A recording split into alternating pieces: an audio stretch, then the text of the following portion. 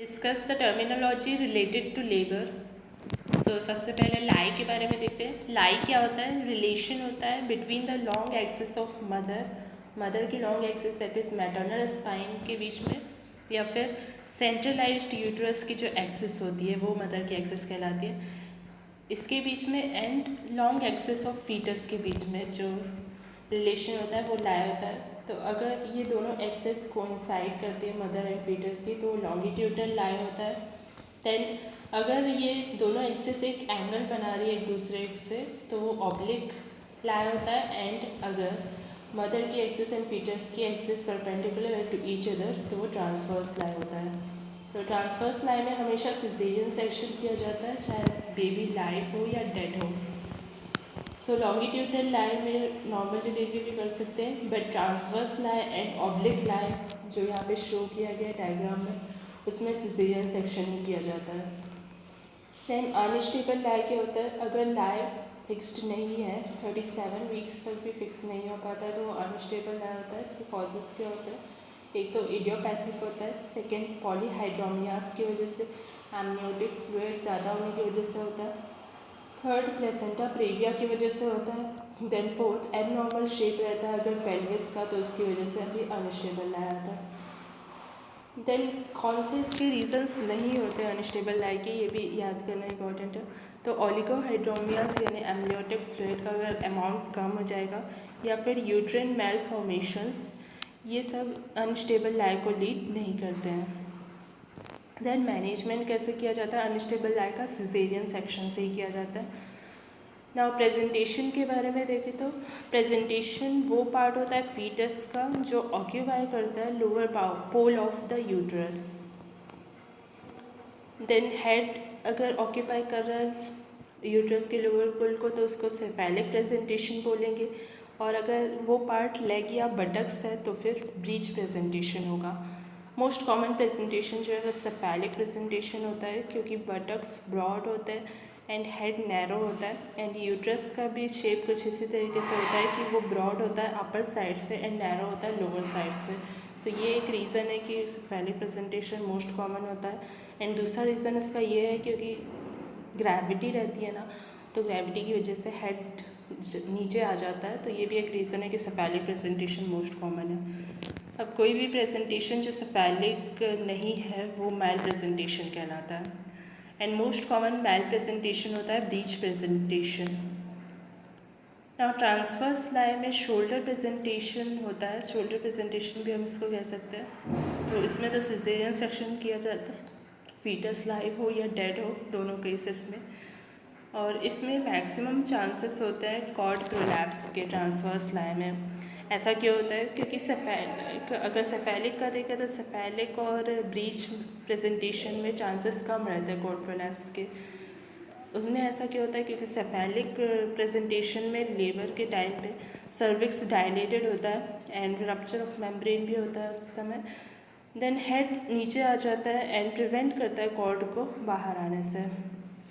Then बीच presentation में क्या होता है कि बटक ब्लॉक कर देता है सर्विक्स को। सेफेलिक में हेड ब्लॉक कर रहा था एंड ब्रीच में बटक ब्लॉक कर देता है। तो देन ट्रांसवर्स लाई में क्या होता है कि ट्रांसवर्स लाई में कोई भी पार्ट सर्विक्स को क्लोज नहीं कर पाता, इसीलिए फिर कॉर्ड बाहर आ जाता है। नाउ अगर ट्रांसवर्स लाई में बेबी को पुल करने की हम कोशिश करते हैं तो बहुत चांसेस है कि हैंड प्रोलैप्स भी हो जाएगा, मतलब हैंड पहले बाहर आ जाएगा। तो इसीलिए इसका जो मैनेजमेंट है हमेशा सिजेरियन सेक्शन ही होता है। तो दो पार्ट्स जो अगर ऑक्यूपाई करते हैं लोअर पोल ऑफ यूट्रस को तो ये एक अलग तरीके का प्रेजेंटेशन होता है, इसको बोलते हैं कंपाउंड प्रेजेंटेशन। अब प्रेजेंटिंग पार्ट क्या होता है? वो पार्ट होता है जो कि लाई करता है डायरेक्टली इंटरनल ऑस के ऊपर, और इंटरनल ऑस के ऊपर लाई करने के अलावा वो फेल्ट होता है पर वजाइनल एग्जामिनेशन में। तो एटीट्यूड जो होता है फीटस का वो नॉर्मली फ्लेक्शन होता है। तो अगर फुली फ्लेक्स्ड हेड होता है या फिर पार्शली फ्लेक्स्ड हेड होता है या फिर फीटस का डीफ्लेक्स्ड हेड होता है, इन तीनों ही केसेस में जो प्रेजेंटेशन होता है वो वर्टेक्स होता है, वर्टेक्स प्रेजेंटेशन होता है, या फिर प्रेजेंटिंग पार्ट हम वर्टेक्स कह सकते हैं। देन पार्शली एक्सटेंडेड अगर हेड रहता है तो जो प्रेजेंटिंग पार्ट होता है वो ब्रो होता है, एंड फुली एक्सटेंडेड अगर हेड रहता है तो जो प्रेजेंटिंग पार्ट होता है वो फेस होता है। And most common presenting part जो है वर्टेक्स होता है, क्योंकि नॉर्मली जो पार्ट्स होते हैं फीटस के वो फ्लेक्स्ड होते हैं और हेड इसीलिए फ्लेक्स्ड रहता है मोस्टली। नाउ एटीट्यूड क्या होता है? एटीट्यूड रिलेशनशिप होती है between the different parts of baby और फीटस। तो फीटस के अलग अलग पार्ट्स के बीच में जो रिलेशन होता है वो एटीट्यूड होता है। एंड नॉर्मल एटीट्यूड क्या होता है? फ्लेक्शन का होता है। देन प्रेजेंटिंग पार्ट डिपेंड करता है फीटस के एटीट्यूड पे। तो ब्रो और फेस प्रेजेंटेशंस जो है वो एग्जांपल्स है प्रेजेंटेशन के, क्योंकि एब नॉर्मल एटीट्यूड होता है फीटस का, क्योंकि ब्रो प्रेजेंटेशन में वो जो हेड था वो पार्शली एक्सटेंडेड था एंड फेस प्रेजेंटेशन में फुली एक्सटेंडेड था। तो ये एबनॉर्मल एटीट्यूड हो गया। नाउ ब्रो प्रेजेंटेशन में जो डायमीटर होता है इंगेजिंग डायमीटर वो मेंटो वर्टिकल डायमीटर होता है। वर्टेक्स प्रेजेंटेशन में जो होता है वो सब मेंटो ऑसिपिटल डायमीटर होता है। एंड फेस प्रेजेंटेशन में जो डायमीटर इंगेज्ड होता है वो सब मेंटो ब्रैग्मेटिक डायमीटर एंड सब मेंटो वर्टिकल डायमीटर होता है। जबकि डीप फ्लेक्स्ड हेड में जो डायमीटर इंगेज्ड होता है वो ऑसिपिटो फ्रंटल या सब ऑसिपिटो फ्रंटल होता है। नाउ डिनोमिनेटर क्या होता है? तो डिनोमिनेटर ये बताता है कि बेबी कैसे लाई कर रहा है यूट्रस में, और इसका डेफिनेशन क्या होता है? ये बोनी पॉइंट होता है रेफरेंस का प्रेजेंटिंग पार्ट पे, जो कि इन रिलेशन होता है मैटरनल पेल्विस के। सो प्रेजेंटिंग पार्ट पे जो बोनी पॉइंट ऑफ रेफरेंस है मैटरनल पेल्विस के रिलेशन में वो डिनोमिनेटर होता है। एंड वर्टेक्स प्रेजेंटेशन में ऑसिपिट होता है डिनोमिनेटर। बो प्रेजेंटेशन में जो है वो फ्रंटल एमिनेंस ऑफ फेस होता है इसका डिनोमिनेटर। देन फेस प्रेजेंटेशन में चिन या मेंटम इसका डिनोमिनेटर होता है। एंड ब्रीच प्रेजेंटेशन में सर इसका डिनोमिनेटर होता है।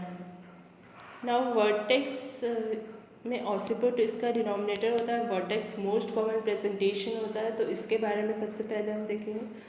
तो सैक्रल प्रोमेंट्री अगर है,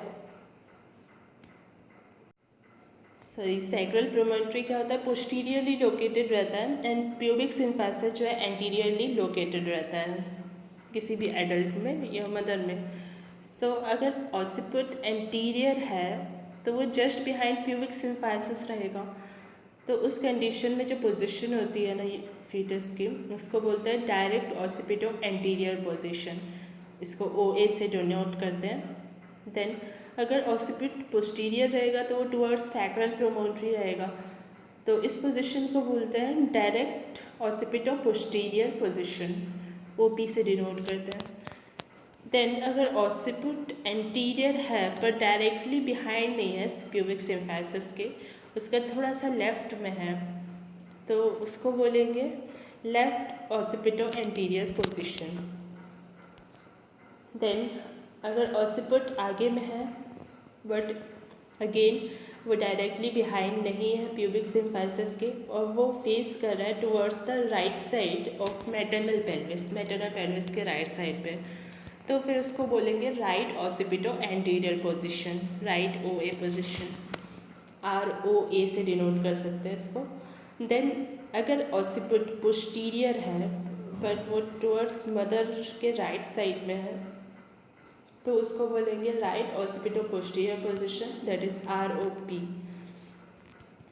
देन नेक्स्ट है कि ऑसिपिट अगर पोस्टीरियर है पर मदर के लेफ्ट साइड में है तो वो लेफ्ट ऑसिपिटो पोस्टीरियर पोजीशन कहलाएगी, that is LOP।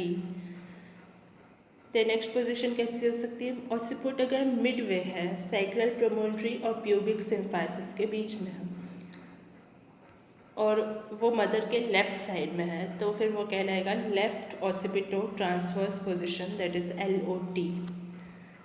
Then again अगर मिडवे है सैक्रल प्रोमोटरी और प्यूबिक सिम्फाइसिस के ऑसिपिट और मदर के राइट साइड पे है, तो वो कहलाएगा ROT, that is right occipito transverse position.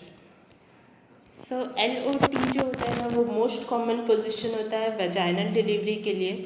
Then left occipito anterior position LOA जो होता है वो सेकेंड मोस्ट कॉमन पोजीशन होती है वेजाइनल डिलीवरी के लिए।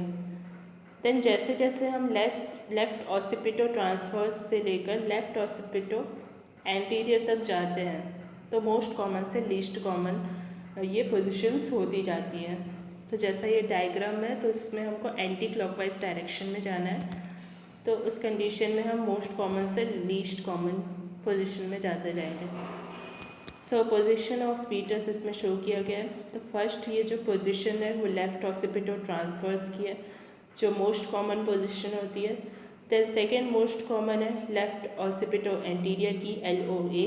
देन थर्ड मोस्ट कॉमन है DOA that is direct occipito anterior.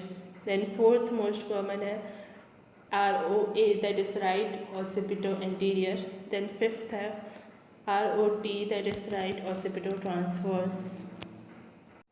Then sixth है ROP that is right occipital posterior. And seventh है direct occipital posterior that is DOP.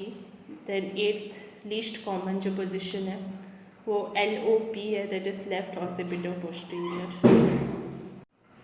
So इसको हम next video में continue करते हैं। Thanks for watching.